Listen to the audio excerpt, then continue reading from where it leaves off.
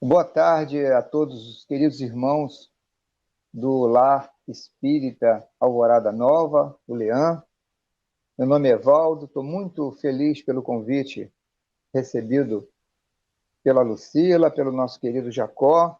Nesse mês tão fantástico que é o mês de outubro, um mês de tantas comemorações, um mês tão importante para o movimento espírita, né? Um mês de Kardec, de comemorações desse missionário fantástico que dedicou a sua vida a desvendar para nós esse mundo espiritual, né? Essa, essa coisa fantástica que é a revelação espírita. Mês também de Francisco de Assis, esse apóstolo do bem, e mês de Mahatma Gandhi, inclusive no dia 2, agora, passado, né? É o dia do aniversário de Mahatma Gandhi. Então, nós escolhemos nessa tarde de festa para vocês um tema cuja frase é atribuída a Mahatma Gandhi, esse grande pacificador, em que, em determinado momento, ele vai dizer: seja a mudança que você deseja para o mundo. E é uma frase muito importante para nós, sobretudo nós espíritas, porque essa frase vai completamente de encontro ao que Allan Kardec pensou na definição da palavra espiritismo. Aliás, uma palavra criada pelo próprio codificador, não é? Então, Allan Kardec vai trazer na definição do espiritismo, no livro que é o Espiritismo, na introdução, ele vai dizer que o espiritismo é a ciência que estuda a origem, a natureza e a relação do espírito com o mundo material. É uma ciência, né, que estuda o espírito, portanto. E essa definição de Kardec não poderia ser tão feliz, porque enquanto a ciência tradicional ela cuida exatamente de desvendar o macrocosmo, o microcosmo, né, analisar a matéria nas suas propriedades, Allan Kardec vai debruçar exatamente sobre algo que a ciência de todos os tempos sempre olhou como algo de superstição, ou seja, a existência de algo que sobreexiste ao mundo material. Uma ciência extremamente mecanicista, não é? Então, esse homem fantástico vai dedicar a sua vida, abdicando a vida do pedagogo, do homem de ciência, do Hippolyte Léon de Denisard Rivaio, para assumir, no dia 18 de abril de 1857, a identidade do pseudônimo de Allan Kardec. E, a partir de então, dedicar toda a sua vida ao estudo dessa ciência tão importante. Dessa ciência que, naturalmente, tem implicações filosóficas enormes na nossa vida. Porque, a partir do momento em que Kardec entra no descobrimento desse ser, ele aplica logo de início um axioma muito conhecido da ciência de que todo efeito tem uma causa. Então, quando de contato com o fenômeno das mesas que giravam, que falavam, quando pela primeira vez isso lhe vem à tona de conhecimento, ele vai agir como um homem de ciência normal, a dizer o seguinte: olha, eu só acreditarei nisso quando me provarem que uma mesa tem cérebro para pensar e nervos para sentir. Mas, ao observar que algo existia além do que a ciência poderia explicar, porque depois ele vai ouvir que as mesas respondiam perguntas, e perguntas que, a princípio, Allan Kardec vai pressupor se tratar, na sua resposta, da própria participação, já que ele conhecia muito bem a ciência do magnetismo, ele conhecia muito bem o que a telepatia podia fazer, então, inicialmente, ele pensa que essas respostas poderiam ser dadas por elementos que estivessem na própria reunião, interferindo, assim, né, naquelas respostas que inicialmente eram dadas através de pancadas, da tipologia, que todos nós conhecemos. Mas depois ele vai perceber uma coisa muito importante, que as respostas dadas eram muitas das vezes tão complexas que nem mesmo aqueles que estavam presentes na reunião saberiam dominar aquele assunto. Então, a ciência espírita vai surgir exatamente fazendo o inverso da ciência natural. Enquanto que a ciência natural chega à sua descoberta através da investigação dos fatos, na ciência espírita é o próprio fato em si, o próprio objeto em si é que vai revelar a existência da ciência. E que objeto seria esse de pesquisa? O próprio espírito.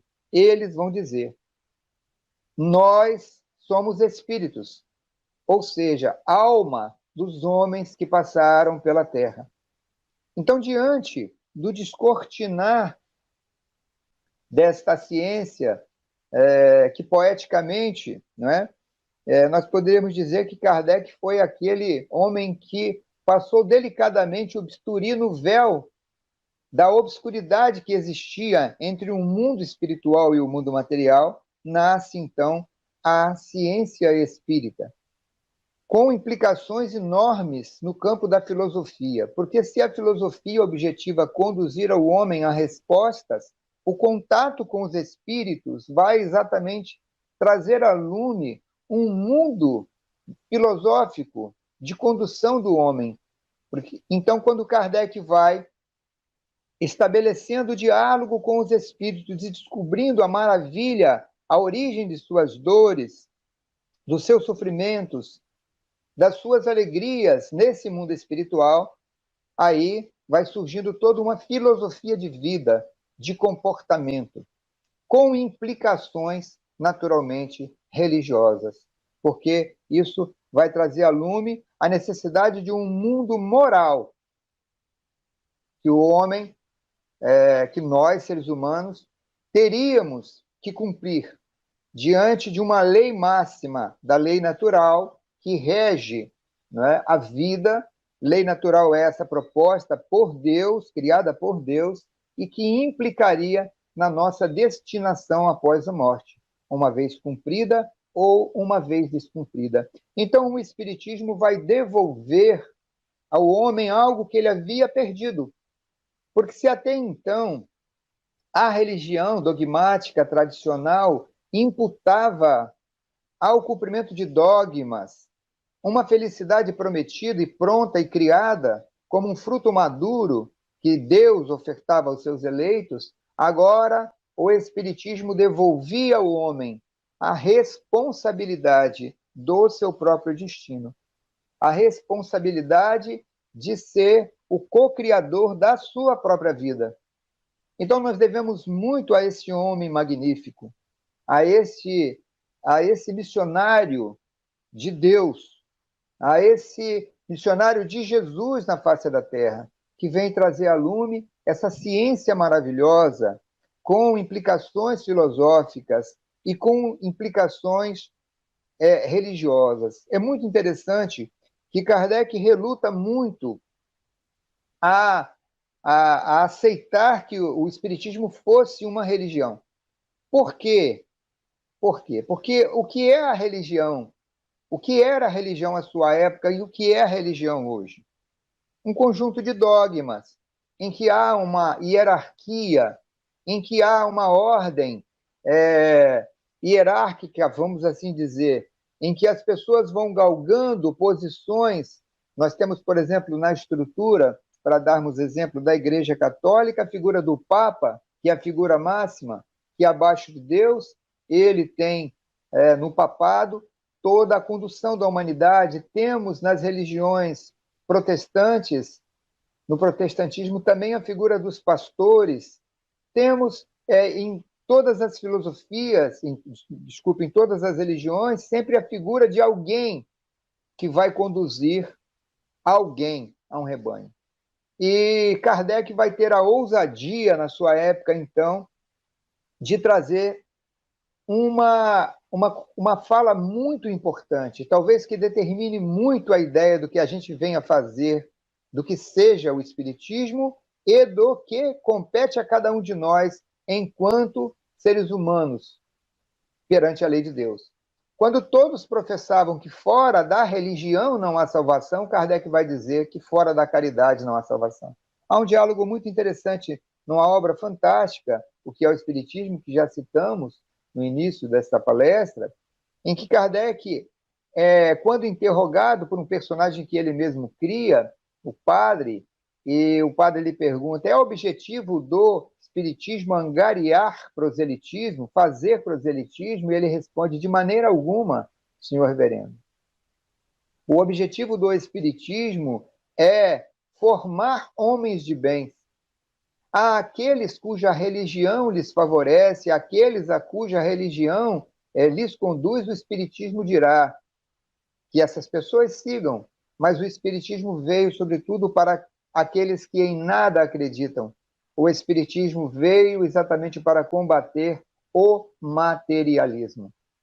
Então, essa finalidade do Espiritismo é fundamental. Porque como surge o materialismo? O materialismo surge exatamente da ineficiência de uma religião dogmática que não conseguia resolver, nem cientificamente, nem filosoficamente, nem religiosamente, os problemas do homem.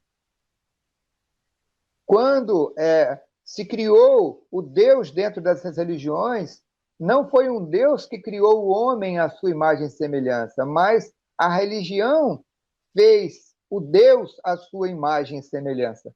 Então, se o Espiritismo se apresentasse como uma religião, causaria grande confusão, porque o que se entende como religião é exatamente essa organização que acabamos de falar.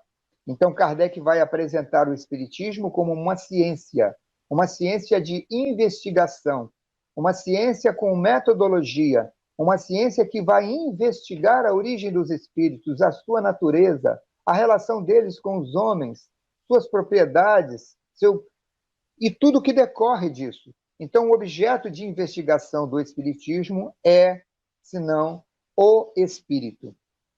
E o que isso tem a ver com o tema da nossa palestra de hoje? Tudo a ver. Tudo a ver. Porque quando Mahatma Gandhi vai dizer que nós devemos ser a mudança que desejamos ver no mundo, isso é extremamente consonante com a ideia espírita. Vejam que pelo fato de termos peregrinado por várias religiões, de termos experimentado várias crenças religiosas, ainda mesmo no movimento espírita, às vezes apresentamos uma ideia falsa que vem do inconsciente profundo, diríamos, do inconsciente profundo de Carl Gustav Jung, ou mesmo de Sigmund Freud, na sua psicanálise, que vai nos dizer uma voz íntima que vai paternalizar os nossos atos, vai tirar de nós essa responsabilidade nossa. E, às vezes, por um movimento interno, nós encontramos isso no movimento espírita. No movimento, não na doutrina espírita. Então, a gente encontra a transferência, que é um mecanismo de fuga dos nossos sofrimentos. Para quê? Um exemplo clássico. A gente ouve no movimento espírita: nós sofremos porque vivemos num mundo de provas e expiações. Olha só, o mundo de provas e expiações passa a ser o causador do nosso sofrimento, quando é o contrário. O mundo é de provas e expiações, porque nós insistimos em sofrer, porque nós insistimos em contrariar a lei de Deus. Então, isso é um mecanismo escapista, um mecanismo milenar que existe dentro de nós. Quantas vezes não colocamos culpa nos pobrezinhos dos obsessores? Nos comportamos mal, nos alimentamos mal espiritualmente, mas quando sentimos uma influência diferente, o que fazemos? São os obsessores os culpados. Há até um caso muito clássico, ocorrido com o médium baiano Divaldo Pereira Franco, que ele já contou em várias palestras, que é a respeito daquela médium que, em determinado momento, em várias situações, reclamava de um perseguidor, de um algoz, de um espírito que não abandonava em um momento algum, que lhe perturbava o sonho, trazendo pesadelos, que lhe perseguia, que a queria como mulher, embora ela fosse casada com outro homem, e essa médium dizia que a mediunidade dela não avançava em função desse perseguidor algoz. E aí Edivaldo nos conta que num determinado momento em que ela estava presente na reunião de desobsessão, de educação mediúnica aos espíritos que sofrem, um espírito se manifesta. E para a surpresa de todos, ele vai dizer, num discurso, que ele estava ali para desfazer o mal-entendido que estava acontecendo. E ele começa então a sua narração dizendo que durante um certo tempo ele realmente se apaixonara, se distanciara do seu coração amado, mas permanecia apaixonado por ela e interferia na vida desta pessoa. Mas o tempo passou, os espíritos foram lhe ensinando, a vida fora lhe ensinando que ela já não lhe pertencia mais como esposa, e ele foi aprendendo. E agora os seus caminhos eram outros, mas que agora ele, que era chamado por esta mulher, né? Ele diz assim, de obsessor, na verdade ele estava ali para reclamar na reunião de uma injustiça que estava sendo feita com ele. Então ele diz, eu não sou obsessor. Na verdade, nesse momento agora, ela é a minha obsessora. E ele termina dizendo, segundo Divaldo, de maneira muito interessante e até hilária, que ele vai dizer, por favor, tirem essa mulher do meu pé. Né?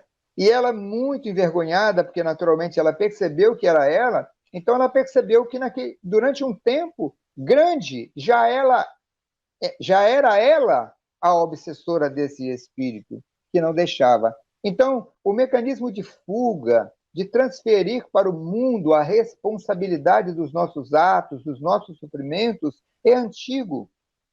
Allan Kardec, no capítulo 5 do Evangelho segundo o Espiritismo, em Causas Atuais dos Sofrimentos, ele vai dizer isso, que a maioria dos nossos sofrimentos advém da própria vida atual, das escolhas más que fazemos.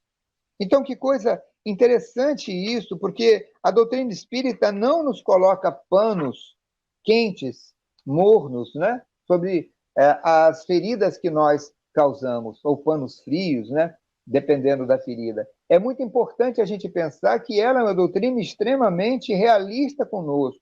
Somos nós os autores da nossa vida. Então, quando Mahatma Gandhi nos coloca esta frase, ela vai perfeitamente em consonância com o que a doutrina espírita professa como ciência. E isso é muito importante. Nós vamos encontrar, por exemplo, na questão 926 do Livro dos Espíritos, e eu estou aqui com a obra na mão, Allan Kardec fazendo uma pergunta muito interessante aos espíritos, em que ele vai dizer assim: criando novas necessidades. Olha que pergunta fantástica deste homem, porque para toda boa resposta que o Livro dos Espíritos nos dá, a gente tem que lembrar que precisaria de haver grande pergunta, uma grande pergunta. E essa é uma grande pergunta de Allan Kardec. 926. Criando novas necessidades. A civilização não constitui uma fonte de novas aflições? E os espíritos respondem a Kardec: os males deste mundo estão na razão das necessidades factícias que vós criais. Vejam que coisa interessante, meus queridos irmãos. Os males desse mundo estão na razão das necessidades factícias que vós criais. Há muitos desenganos, se poupa nesta vida aquele que sabe restringir seus desejos e olha sem inveja para o que esteja acima de si. E eles vão terminar de maneira magistral essa resposta, quando vão dizer: o que menos necessidades tem, este é o mais rico. E a gente fica pensando, queridos irmãos, neste momento, no mundo que a gente vive, um mundo tecnológico de tanto conforto. Se a gente agora parar para pensar que nós temos tudo, não é verdade? Temos uma tecnologia que nos permite fazer o que estamos fazendo agora. Vocês no Rio Grande do Norte, imagina, eu aqui em Campo dos Goytacazes, interior do estado do Rio de Janeiro, nos entrelaçando em corações, em emoções, nessa palestra, nesse diálogo que estamos tendo. Se o homem for olhar para a medicina, como a medicina evoluiu, o quanto cada vez mais equipamentos entram dentro do nosso corpo, não mais de maneira tão agressiva como era, e nos traz diagnósticos profundos. Hoje já se consegue operar, por exemplo, uma pessoa no cérebro com a pessoa acordada. Hoje se tem exames e que vê em tempo real o que está acontecendo dentro das células. Que fantástico esse mundo! Se a gente for levar para o campo, por exemplo, da educação, quantos mecanismos a gente tem, as universidades hoje à distância, em suma, se a gente for levar para o campo do transporte, cada vez mais ágeis, o homem já está falando já em moradias em outros planetas, da possibilidade de estarmos residindo em outros planetas. Que avanço fantástico, o avanço da ciência do aspecto material, mas que contraste quando a gente olha essa mesma humanidade vivendo tempos tão difíceis no que diz respeito ao desrespeito racial, à desigualdade racial, a desigualdade, por exemplo, da divisão dos bens na face da Terra. Nós encontramos ainda, em pleno século XXI, pessoas a mexer no lixo para obter o alimento do seu dia, enquanto jogamos fora. Então, que contraste é esse, uma humanidade cercada de tantos recursos e, ao mesmo tempo, os homens se agredindo tanto, sendo tão indiferentes? A Joana de Ângeles, instrutora espiritual do Divaldo, há um tempo atrás, o chama a atenção para que ele dissesse para nós espíritas e para todo mundo, para que olhássemos para os chamados invisíveis, aqueles que passam por nós e que não damos atenção, porque talvez não tenhamos nada a ganhar com eles. O quanto o nosso amor ainda, em termos de humanidade, é egóico, o quanto ele depende de uma troca para se estabelecer, o quanto a gente espera das pessoas respostas, espera das pessoas, vamos assim dizer, algo em troca para que a gente possa, o quanto o nosso olhar ainda é interesseiro no que diz respeito ao nosso mundo de relações. Então, tudo isso, meus irmãos, é muito triste no momento em que a gente está vivendo. Por isso, essa miséria toda que a gente vive de ordem moral no planeta. Então, nós vamos encontrar Allan Kardec num texto fantástico, que está lá no livro A Gênese, no capítulo 18, São Chegados os Tempos, na página Sinais dos Tempos. Ele vai trazer aqui, no item 5, ele vai dizer assim: a humanidade tem realizado até o presente incontáveis progressos. Os homens, com sua inteligência, chegaram a resultados que jamais haviam alcançado sob o ponto de vista das ciências, das artes, do bem-estar material. Resta-lhe ainda um imenso progresso a realizar, o de fazerem que entre si reinem a caridade, a fraternidade, a solidariedade, que lhes assegurem o bem-estar moral. Não poderiam consegui-lo, nem com suas crenças, nem com suas instituições antiquadas, restos de outra idade, boas para certa época, suficientes para um estado transitório, mas que, havendo dado tudo o que comportavam, seriam hoje um entrave. Já não é somente de desenvolver a inteligência o de que os homens necessitam, mas de elevar o sentimento, e para isso faz-se preciso destruir o que superexcite neles o egoísmo e o orgulho. Companheiros, tivemos a honra de, no dia 1º de outubro agora, ter a presença do nosso querido amigo Cosme Massi numa roda de conversa, e uma das perguntas endereçadas a ele: se Kardec tivesse no nosso tempo de hoje,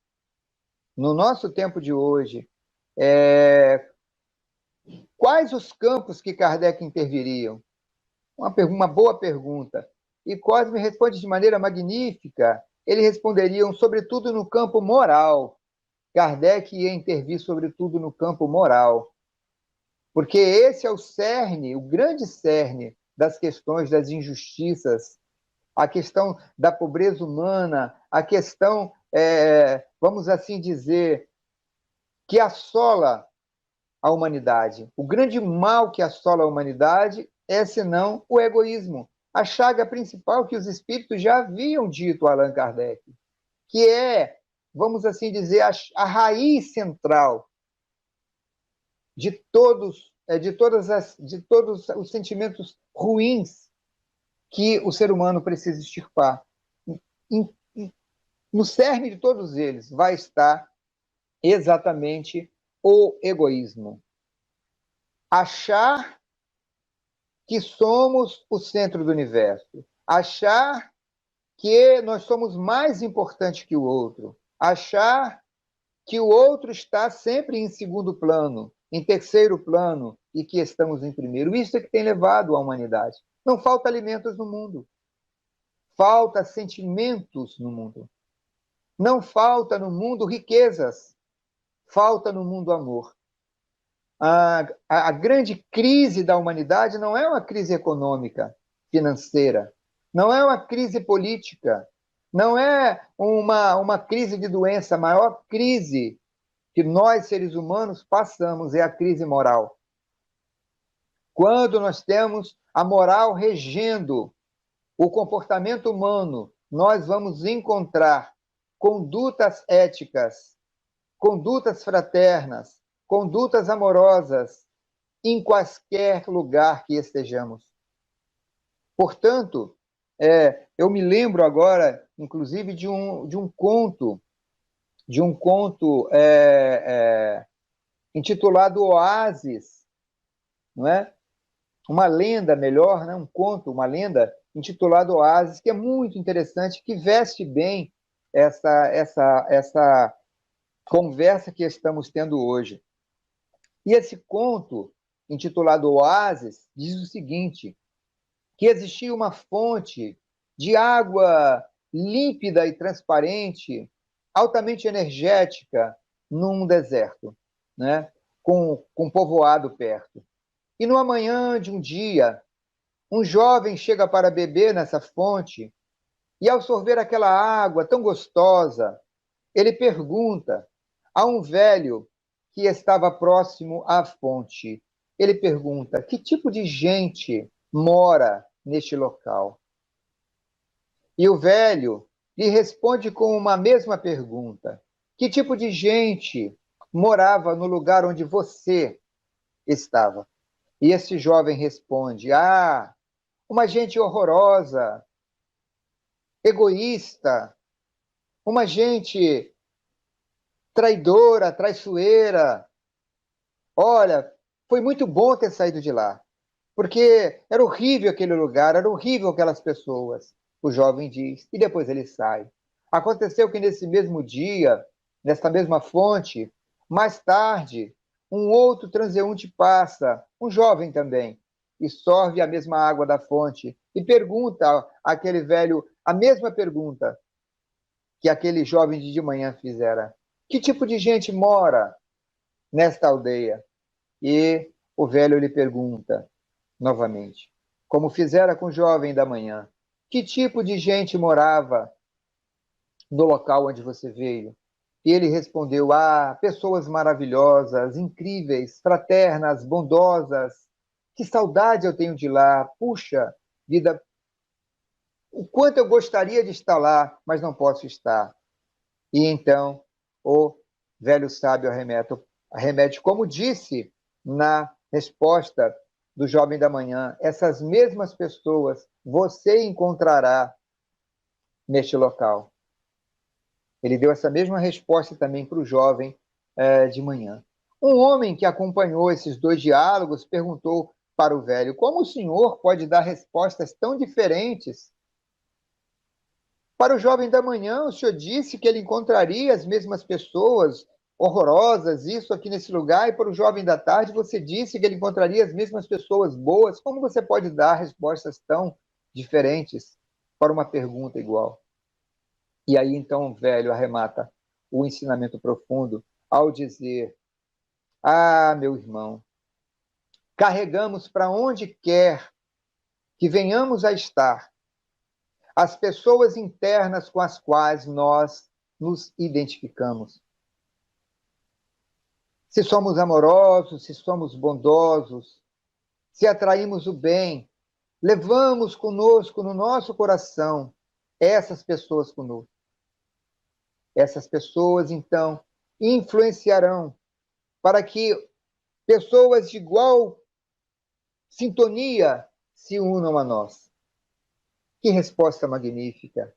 Que coisa incrível! Vivemos num mundo que hoje, dentro da física quântica, nós encontramos a palavra matriz holográfica. Somos responsáveis, sim, pelo mundo e pelos atos que fazemos. Manipulamos conscientemente e inconscientemente este fluido enorme que temos ao nosso dispor. Nós damos a ele propriedades, nós damos a ele cores, emoções, nós damos a eles sentimento, o fluido cósmico universal. Nós fazemos dele veneno, nós fazemos dele também remédios. Nós fazemos dele paz, nós fazemos dele guerra. Somos co-criadores, para o lado positivo como para o lado negativo. Co-criadores que manipulam esta energia da qual estamos imersos, que Deus nos colocou, que é o fluido da vida que temos. Somos os responsáveis e colheremos, sem dúvida alguma, aquilo que nós semearmos. Portanto, a frase do nosso querido Mahatma Gandhi faz todo sentido e que nós desejamos, exatamente nesse término de fala, estar desejando a você, a vocês, a todos que nos acompanharam nessa tarde, pelo Leão, essa instituição tão querida que nós amamos, né? Seja a mudança que você deseja no mundo. Então, que a gente comece a semear paz, que a gente comece a semear amor, que a gente comece a se tornar melhor pessoa, que a gente comece a se perdoar, que a gente comece a se amar. Jesus, ele vai dizer na sua mensagem uma frase fantástica que a gente tem que pensar: amar a Deus sobre todas as coisas e ao próximo como a si mesmo. Então é necessário a gente fazer essa reconstrução espiritual dentro de nós, para que, de certa maneira, nos mudando psicologicamente falando, emocionalmente falando, esse hálito nosso de mudança possa ir contagiando pouco a pouco as pessoas e fazer com que a vida tenha uma tonalidade mais bonita, uma tonalidade mais feliz. O poeta, escritor, compositor Geraldo Vandré, na música Para Não Dizer Que Não Falei das Flores, na sua estrofe principal, ele vai dizer uma frase linda, né? Que ele vai falar assim: quem sabe faz a hora, não espera acontecer. Vem, vamos embora, que esperar não é saber. Quem sabe faz a hora, não espera acontecer. Então eu desejo a todos vocês nessa tarde que Jesus possa nos abençoar e que todas as oportunidades que tivermos na vida, nós fecundemos nessa oportunidade o amor. Fecundemos nessa oportunidade a paz. E fazendo desta maneira, nós estaremos colaborando sem dúvida nenhuma para um mundo de paz, um mundo de felicidade e de plenitude. Isso é o que desejamos a todos. Nós agradecemos o convite e agradecemos muito a Jacó, a Lucila, a todos aí do Leão, e desejo muita paz, que Deus fique em nossos corações e nos abençoe hoje assim. Muita paz.